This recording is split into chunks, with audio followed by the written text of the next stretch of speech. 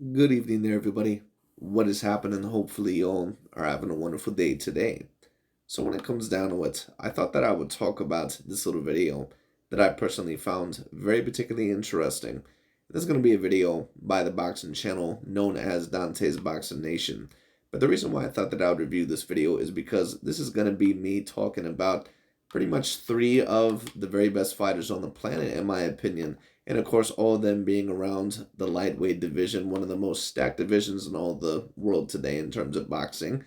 And of course, the three fighters that I'm talking about, one being Shakur Stevenson, another one Gervonta Tank Davis, and another one being Devin the Dream Haney. Now, of course, Shakur Stevenson, I believe that he's never actually, at least so far, been to 135 pounds, but he stated that eventually he's going to go up there.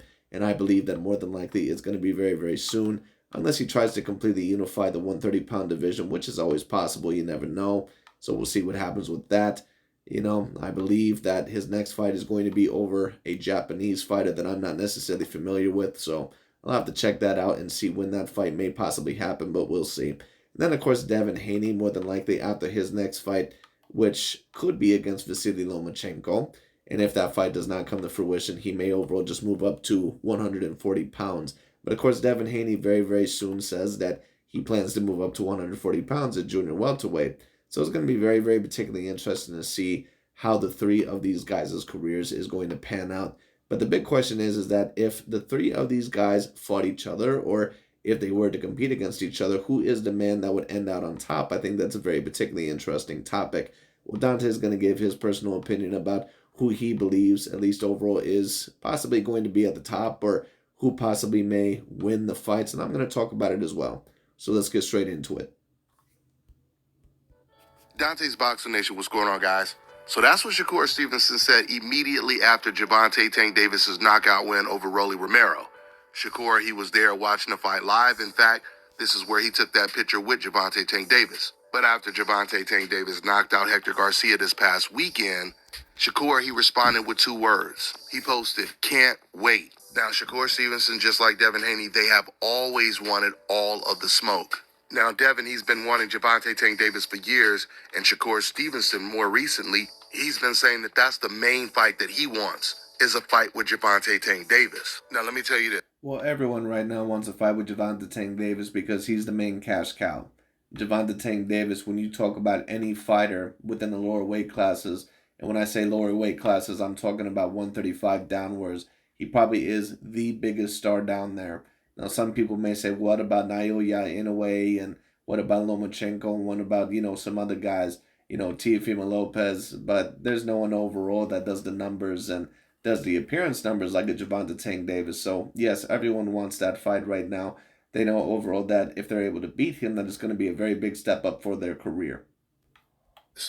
Before I seen Gervonta Tank Davis stop Hector Garcia, I think we've always felt that Gervonta, Shakur, and Devin are the LeBron James, the Kobe Bryants of the division. But as talented as all three of them are, well, Teofimo Lopez, in my opinion, also was a very decent fighter for the division, but in my opinion, he's more flawed than those fighters. And of course, Lomachenko, in my opinion, he can compete with anyone in terms of skill, more than likely, but he did show a little bit of limitation in that of the Teofimo Lopez fight. So we'll see overall once again where Lomachenko goes. I've always felt that Devin Haney and Shakur Stevenson, they would have a slight edge over Gervonta Tank Davis. And I've always felt when it comes to Devin and Shakur, that fight is a toss-up that I can't call.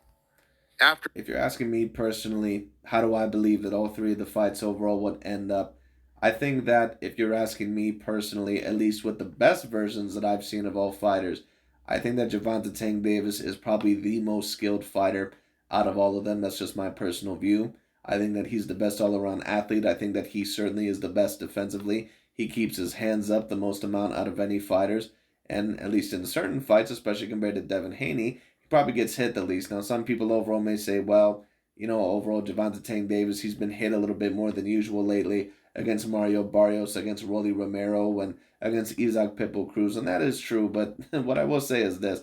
I'm not really 100% sure, at least besides the Isaac Pitbull Cruz fight, I'm not really sure if Gervonta Tank Davis was really going at 100% capacity overall against that of Rolando Romero. And I don't think that he was going at 100% capacity at all against Hector Luis Garcia. But that's my personal opinion. Now, of course, one could make the case that against Mario Barrios, he was getting touched up a little bit as well. And I believe that that was probably the best performance that I've seen of Gervonta Tank Davis's career, at least against a little bit of a bigger challenge. I don't think that Mario Barrios, in my opinion, is necessarily an A-grade fighter, but it was still a very interesting fight because Mario Barrios was the bigger fighter. He was decently powerful, and he had probably a B-grade skill set, so it was going to be very interesting to see how Gervonta Tank Davis handled that. But in my view, at least with the best versions that I've seen of them, I always thought that Gervonta Tank Davis was always going to be the biggest threat. Now, if you're talking about, in my opinion, how the fights would end up, well, it depends overall what version of Gervonta Tank Davis that I see. If it's the same Gervonta Tank Davis that I seen against Mario Barrios and against Jose Pedraza, those type of fighters, I would probably favor Gervonta Tank Davis slightly over both of them, at least debatably. But if it's the same Gervonta Tank Davis that I've seen shown up against Hector Luis Garcia, at least overall, if he gets hit as much overall as what he did in that fight, I might favor both fighters over him. Personally, at least certainly Devin Haney. Now, Shakur Stevenson versus Devin Haney, just to talk about that matchup, I think personally that's a very particularly interesting matchup.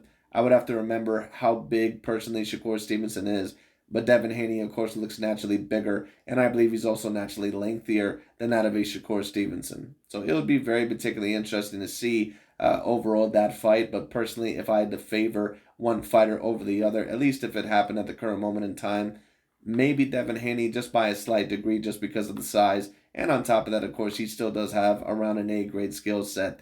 But the only thing I will say about Devin Haney is this. It would be very interesting to see him against Shakur because Shakur, in my opinion, he probably would have the hand speed advantage. And Devin Haney, out of all three fighters, in my view, he has clearly the leakiest defense out of all of them. I think that he had a very good showing against George Kambosos, but in a multitude of other fights, he just gets hit way, way, way too much.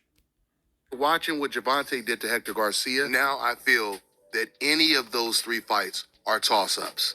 Gervonta versus Shakur, Gervonta versus Devin Haney. Because personally, in my opinion, I was less impressed by Gervonta Tank Davis's performance against Hector Luis Garcia than what I've seen other performances in his career. That's just my personal view, when I take a look at it. Now, once again, we'll see what Gervonta Tank Davis does because I think we're going to see the 100% capacity Gervonta Tank Davis against Ryan Garcia, and we'll see whether I'm right or wrong. We'll see overall whether Gervonta Tank Davis, whether maybe he was carrying those fighters a little bit that clearly are lesser than him, or if he clearly overall is a little bit more limited than what we all once thought. Is going to come out, in my opinion, against Ryan Garcia if that fight overall still does overall go down. There's certain people, of course, that have commented down in my comment section to where they say, well, I don't believe that fight's going to happen. We'll see. They've been saying that fight's going to happen. Well, it at least appears that is confirmed for now.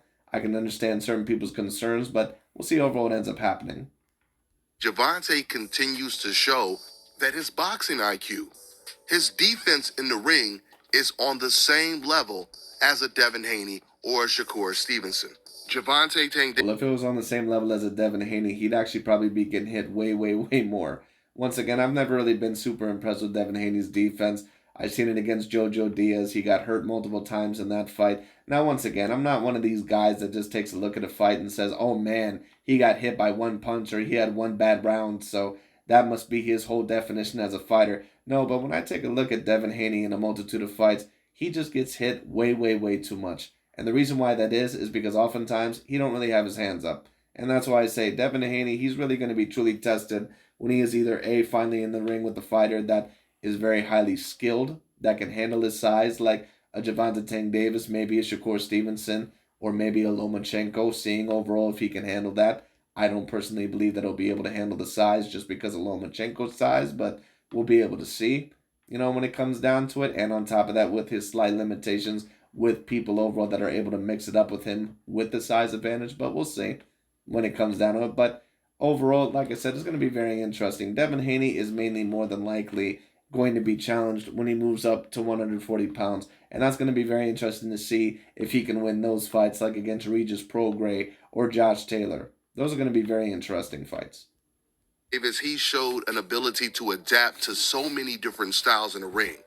Hector Garcia is a really good fighter because, see, I pay attention to. Well, he's a good fighter, but he's not really that great. I don't, but Dante, of course, he has to try to hype up Hector Luis Garcia like, he's this great contender. And don't get me wrong, he was a champion at 130, I believe, but he was never really a guy that was ever going to beat Gervonta Tank Davis. I already said this. The fight went exactly how I thought it was going to go. When it came down to it, Gervonta more than likely was going to carry him for a little bit. It was going to be competitive in the early part of the fight, but as soon as Hector Luis Garcia, as soon as he turned up the heat, Gervonta Tank Davis would react and he would hurt him, which is exactly what happened. All the little things that these fighters are doing in the ring. Little stuff that a lot of people don't pay attention to. I was already impressed with the way Hector Garcia, he adapted to the different styles of Chris Colbert and Roger Gutierrez. In the Chris Colbert fight, he fought a more aggressive fight. He walked down Chris Colbert. In the Roger Gutierrez fight, Hector Garcia was fighting an opponent that had a lot of power. So in that fight, Hector, he surprised me because he showed his boxing ability. And he showed a pretty good chin because he took some hard punches in that fight. Once again, against a power puncher. So when Hector was fighting against Davis, Hector was fighting a very, very smart fight. That's why the fight was so competitive. Hector knew that Gervonta was trying to set him up with a counter. So what Hector would do is he wouldn't really overcommit to throwing anything hard. He would throw little pity-pat punches, and he would usually only throw combinations or little two-punch, three-punch combinations when he knew he was in a position to not get caught with anything back. So this forced Gervonta Tank Davis to adjust. Well, there were certain times overall where Hector Luis Garcia to where he would not commit or overcommit, and that's great, but his hands were still down the whole entire time, and he did not establish distance anywhere near well enough because Gervonta Tank Davis, there were certain people overall that, they either commented in my comment section or they said, well, I personally had Hector Luis Garcia up in the fight. I didn't at all. I thought that maybe Hector Luis Garcia won about 2 to 3 rounds maximum. And the reason why that was because when Gervonta Tank Davis was truly reaching in there, he pretty much would hit him consistently. So it is what it is. He hit him with the left hand actually quite a bit throughout the fight. Now, him not committing overall in every single punch, clearly with Gervonta Tank Davis looking for the overhand left, yeah, it was a little bit of a smart move. But once again, Hector Garcia, he's not overall a guy that establishes distance overall quite well enough to outbox like that of a Gervonta Tank Davis. And that's why I stated overall he had the wrong type of game plan for himself. It was a good game plan in terms of actually beating Gervonta Tank Davis because in order to beat Gervonta Tank Davis, you have to have a little bit of pressure. And on top of that, you also have to establish distance very well and more than likely use it behind the jab. So I thought that the game plan was very good. The thing that I was saying about it is that the reason why I don't think that it was the best for Hector Garcia, at least in my opinion overall, was because Hector Garcia is not that type of fighter.